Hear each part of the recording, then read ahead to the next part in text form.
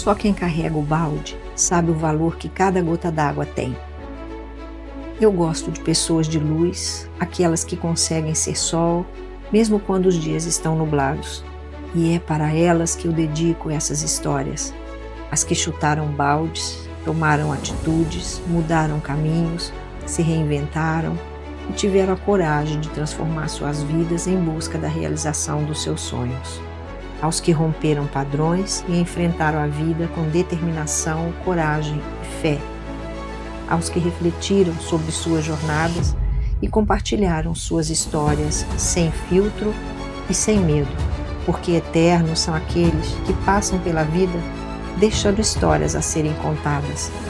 Afinal, a vida é muito para ser insignificante. Agradeço a cada um dos amigos com os quais convivi durante aqueles anos em Teherã, personagens reais dessa história que fizeram parte dos momentos que jamais serão revividos, e também outros tantos personagens que deram vida a este livro, passando a fazer parte irreversivelmente da minha história. Em especial a irmã Bernarda, em memória, minha grande amiga freira, que por vezes foi a protagonista e em outras a coadjuvante das inúmeras loucuras que cometemos juntas. Arquiteta da transformação das cores cinzas e negras do radicalismo em um turbilhão de cores incríveis na minha vida e nas vidas de muitas pessoas. As melhores histórias a serem contadas sempre serão aquelas que te darão motivos para sorrir e um suspiro como se dissesse: ah, se eu pudesse voltar naquele tempo só por um minuto.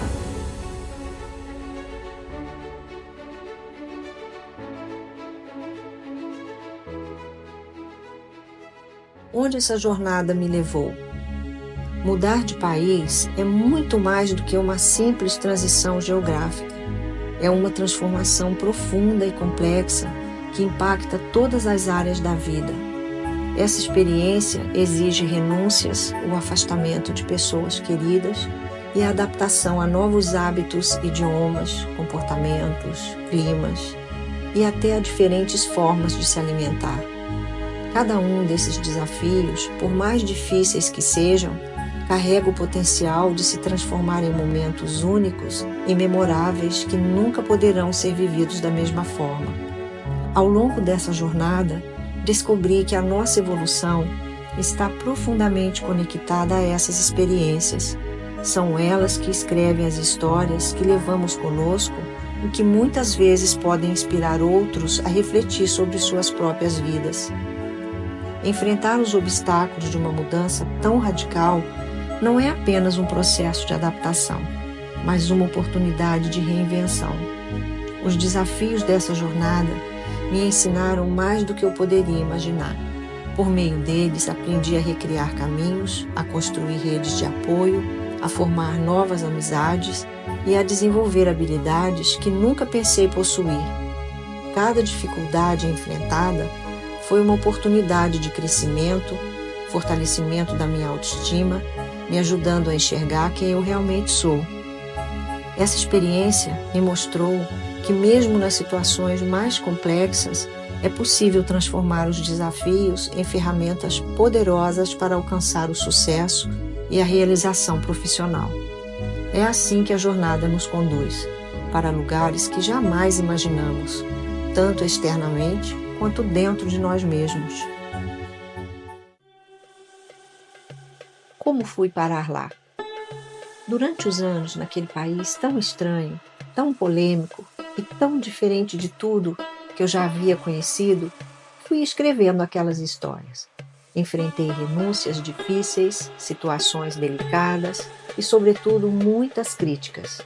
Abdiquei de tantas coisas e superei inúmeros desafios em um país islâmico xiita, frequentemente retratado de forma negativa nos noticiários por seus conflitos com os Estados Unidos e com outros países do Oriente Médio, mas que possui um dos povos mais hospitaleiros que já conheci. E foi naquele país tão estranho e tão diferente de tudo onde eu vivi os melhores anos da minha vida. Minhas experiências trouxeram valores, conhecimentos, curiosidades e, acima de tudo, superação. que é a verdadeira protagonista deste livro. São histórias que podem transformar sua visão e revelar novas perspectivas sobre as situações e os acontecimentos que marcaram não apenas a minha vida, mas as vidas das pessoas e também a vida de um povo. Eu falo de um país que há muitos anos era a Pérsia. Eu falo de um mundo estranho que todos conhecem como República Islâmica do Irã. Ficou curioso para saber como fui parar lá? O que fiz e como sobrevivi? Pois bem, essa é uma longa história e posso garantir que nem tudo é tão preto no branco quanto muitos imaginam. Tudo que vivi teria material para escrever mais de um livro e posso afirmar, foi um grande desafio resumir todos aqueles anos de experiências intensas em apenas um volume. Em um dos trechos do livro Colorindo a Vida, afirma que os otimistas sempre vão dizer que a vida é colorível, mesmo que os sonhos pareçam em preto e branco. Já os pessimistas diriam que a vida é cinza e que não há como colori-la. Contudo, os otimistas e os sonhadores dizem que podemos colorir tudo de acordo com a nossa forma de ver o mundo, porque se as pessoas sonham, seja em preto ou em branco, não importa. O que realmente importa são os acertos para que a vida se torne colorida. Afinal, a vida é muito mais que a exatidão de um preto e branco. A história começa alguns anos após o divórcio e todos os processos complicados, traumáticos de uma separação de família, de amigos e de mudança de vida, após tantos anos de um casamento feliz, daqueles que você jamais imagina que um dia irá se acabar. Tudo normal, como acontecia com todo mundo que se separava naquela época, desfazendo anos e anos de vida em comum. E como dizia Winston Churchill, a gente vai atravessando o inferno e seguindo em frente. É dessa forma que eu defino uma separação. A vida é feita de escolhas. Quando você dá um passo para frente, alguma coisa fica para trás. Eu tinha muitos sonhos que jamais poderiam ser realizados na pequena cidade onde eu vivia. Por isso, decidi voltar para o Rio de Janeiro, onde estavam meus amigos e a minha família. Parti levando apenas a mala e a coragem para arregaçar as mangas e começar o processo de reconstrução de vida, porque não houve divisão de bens na minha separação.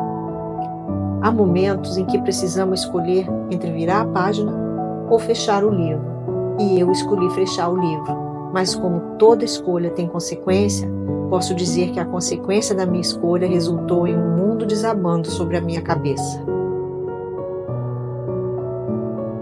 Não existe vida fácil. Todos que chegaram lá fizeram escolhas difíceis.